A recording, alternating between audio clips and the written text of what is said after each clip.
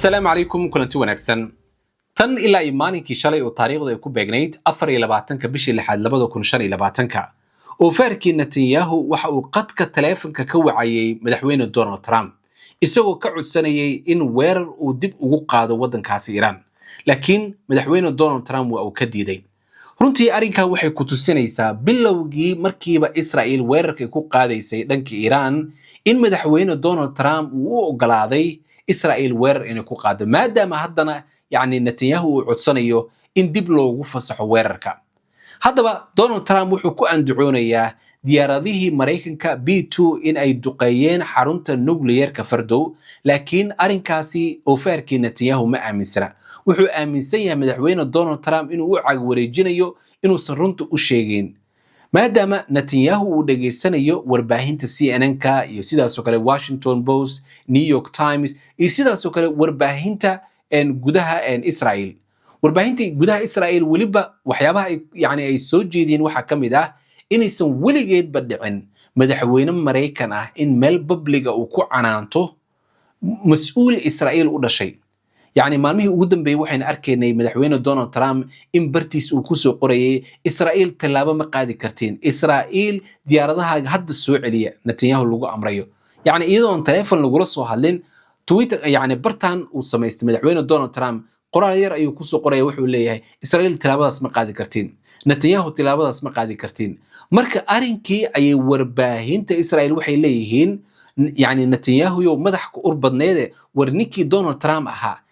meeshan ayuu ka soo canaananaya adigoo ah ra'iisul wasaarihii Israel adigoo ah ninkii gobolkan awood ugu badan leh marka ninka iska dhici sidaas oo kale warbaahintii CNN-ka ay waxay soo bandhigeen xaruntii nuclear-ka Fordow inaan burbur xoogan la gaarsiin laakiin burburka la gaarsiyo oo kaliya albaabadii laga galay oo kaliya arrinkaas waxay keentay marka in Netanyahu uu hooyan waayo har iyo habeenba telefoonka uu ka sii waco madaxweyne Donald Trump tan ilaa Washington uu ka tagayay oo uu tagayay wadankaasi Holland oo ka qayb galayay shirka NATO marka run ahaantii waana tan maanta keentay in madaxweyne Donald Trump uu soo qoro Israel waxaan ku qanciyay in aynu burburinay xarunta nuclear-ka Fordow gaar ahaan aan aad ugu mahadcelinayo labadii diyaaradood ee B2 iyo sidaas oo kale bayleedadooda marka caawa ninkii Netanyahu ahaa waxa lagu qanciyay warniyahu guud ahaanba meeshaas waynu burburinay hadda Iran wada hadal ayaynu la yeelanaynaa oo arrinkaas waxa dhaxdhaxaadinaya Qatar caawa marka waxa lagu hoysiyay ninkii in la yiraahdo Qatar ayaa arrinkii dhaxdhaxaadinaysa Iran waxayna ka wada hadlaynaa arrimaha nuclear-ka goordhaweyd u qaybsamaha arrimaha bariga dhexe madaxweyne Donald Trump Steve Witkoff waxa uu sheegayay suurtagal inay tahay heshiiskii Ibraahimiyadda ama lagu magacaabo Abraham Accord inay qayb ka soo noqon doonaan dalal waaweyn run ahaantii arrinkan maanta waxa qayb kamid ah qorayay wargeyska lagu magacaabo Haaretz oo sheegay in Netanyahu uu qorsheynayo dagaalka marinka Gaza ka socda inuu soo afjaro sidaas oo kale uu doonayo in xiriir uu la yeesho marka hadda arrinka ugu badan qorshaha waxa uu yahay Sacuudiga iyo Qatar inay qayb ay ka soo noqdaan heshiiskan Ibraahimiyadda loo yaqaan oo Israel iyo wadamadan qaliijka gaar ahaan Imaaraadka Bahrain iyo Morocco iyo sidaas kale Masar kala dhaxeeya inay qayb ka soo noqdaan run ahaantii Netanyahu waxyaabaha walwalka ku sii abuuraya waxa kamid ah warbixinada ay daabacayaan warbaahinta Mareykanka gaar ahaan CNN-ka iyo New York Times marka aad fiiriso kale waxay qorayaan in warbixin hordhaca oo sirdoonka dalkaasi Mareykanka ay hore u sii sheegeen ayaa waxay tahay in Iran awood u leedahay muddo 3 bilood hubkeeda nuclear-ka inay ku samaysato laakiin markii weerarka lagu qaaday 22 bishii June Iran hubkeeda nuclear-ka uu dib u dhacay 6 bilood oo kaliya 3 bilood inay ku darsanto oo kaliya arrinkaas oo Netanyahu ilaa ay hadda u qaadan laasan yahay waxa uu taagan yahay hadiiba markii horeba 3 bilood ay awood u lahaayeen hadda ay dib u dhacayeen oo kaliya 3 bilood waxa suurtagal ah qiyaasi isku celcelin 4 bilood hubkooda nuclear-ka ay samaysan karaan weerar inaga inagu soo qaadi karaan ninkan Donald Trump aniga ii cag wareejinayo laakiin maanta baraha bulshada Donald Trump wuxuu ku soo daabacay in Israel uu ku qanciyay hubkii nuclear-ka ee Fordow yaalay guud ahaanba inuu burburiyay boqolkiiba boqol uu hubo Iran miiska wada hadallada ay soo fadhiisan doonto arrinkaas oo hadda noqotay mid caawa xitaa uu ka seexan laasan yahay warbaahinta Israel wali waxay taagan yihiin ha aaminin ninkan yiraahdo Donald Trump si walba oo inaga inoo kaalmeeyay warkiisa yeelin marka tan run ahaantii waxay muujinaysaa Israa'iil yacni si walba haddii aad u qanciso allihii abuurtay ayaa qanci waaye cirka yacni raashin ugu soo dejiyey nimca siiyey marka ciddaan yacni cid qancin karto oo ilaahay abuurtay ma jirto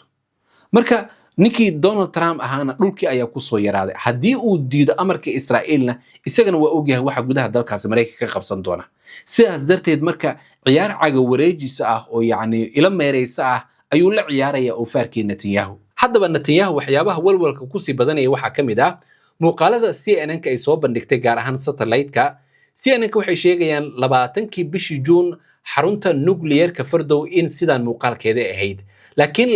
22kii weerarka Mareykanka markuu uu ku qaaday xarunta ay sidaan ay noqotay waxay sheegayaan in wax isbedel weyn uusan ka muuqan laakiin Mareykanka uu weerar uu ku qaaday ama uu duqeeyay albaabadii ama tanaaladii laga galayay buurahaasi waxay leeyihiin يعني dhismahan aad u jeedaan oo ah qayb kamid ah facility meeshaasi xaruntaas Fordow inaan la duqeynin sidaas oo kale dhakada sare ee buurta in Mareykanka duqeyn uusan u geysan marka arinkan marka dhiigga ay ku sii kicisay oo faarkii Netanyahu oo CNN waxay sheegayaan meelihii aan godadkii laga galayay oo kaliya weerar uu ku qaaday Mareykanka arinkaas oo marka u muuqata in madaxweyne Donald Trump uu cag wareejinayo ninkii oo faarkii Netanyahu ahaa waana tan hadda uu ka codsanayo mar kale dagaalku inuu dib ugu laabto isaga inta dhiman uu dhameystiro arinkaas oo madaxweyne Donald Trump uu yiri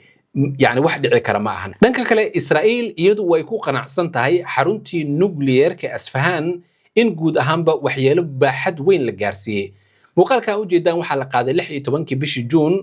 22kii bishii Juun Mareykanka markuu weerar uu ku qaadana waxaa ka muuqata isbedel baaxad weyn oo cid walba ay arki karto dhismayaal qaar badan oo kamid ah oo burbur baaxad weyn ay soo gaareen sidaad arkaysaan kan waa 16kii bishii Juun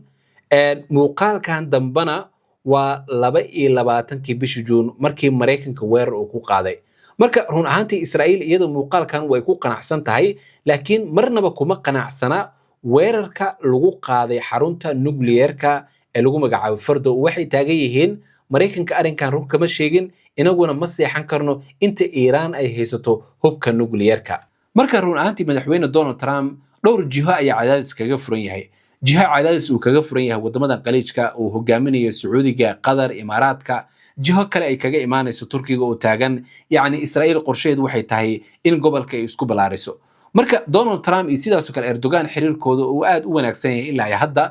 arinkaas markuu waxay keentay in Netanyahu la yiraahdo ciyaartan ka fadhiiso adiga inaga ayaynu soo dhameyn doono adiga binji iska haw